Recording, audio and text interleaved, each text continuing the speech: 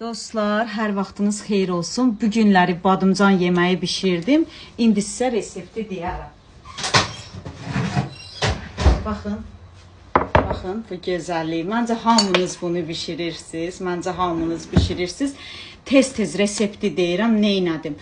Deməli, badımcanı doğradım, düzladım, qoydum qırağa suyunu çıxartmaya.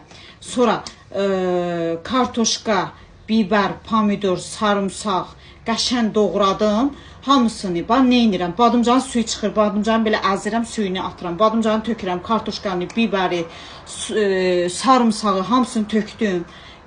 Bu yağdan istifadə edirəm. Zeytun yağıdır, qızardılmışlar üçün. Qoydum duxovkaya. O bişdi. Sonra əti kiftəcik eləyirəm. Ətin tərkibində soğan var. Sonra üstündən əti də tökürəm. Görürəm ki, kartoşka bişib. Sonra ət də bax belə bişir. Bax, çox dadlı yeməkdir. İnşallah bu yeməyimi bişirərsiniz. Məncə çoxu xanımlarımız bilir.